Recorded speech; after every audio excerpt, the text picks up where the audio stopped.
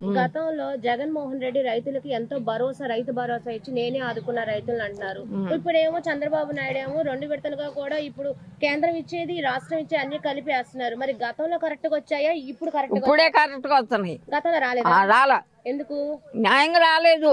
చెప్పారు వచ్చాయని. వచ్చాయని చెప్పటం వాళ్ళకి అంతే, జరగబాబట్టే ప్రజలందరూ ఈయన్ని నమ్మి మళ్ళీ ఓట్లు వేశారు.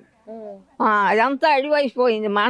మందడం అవి మొత్తం అడివేసిపోతే అవన్నీ బాగు చేసి రాజధాని చేస్తున్నాడు. ఇప్పుడు ఎవరు వచ్చినా మునుపు కూడా తను కూడా అటు చేసినట్టు అడుగులాగా పెట్టకుండా మరి గెలిచేవాడేగా. న్యాయం చెయ్యి నువ్వు, మాకెవరైనా ఒకటే న్యాయం చెయ్యి. చంద్రబాబు నాయుడు వచ్చినాక అందరూ సంతోషంగా ఉండారు. నేను ఇకరాంగురాలని 6,000 ఇస్తున్నాడు నెలకి. అట్లాగే నాయన అట్లాగే భగవంతుడు ఆయన చల్లగా చూడాలని మళ్ళీ రావాలని కోరుకుంటున్నా.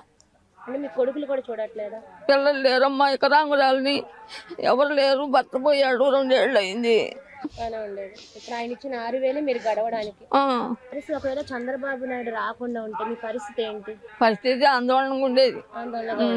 3,000 రూపాయలతో ఏమి జీవితం గడుస్తుంది? మరి రైతులకు న్యాయం చేశాను నేనే జగన్ అంటున్నా కదా, ఇప్పుడు చంద్రబాబు చేశాడంటారా?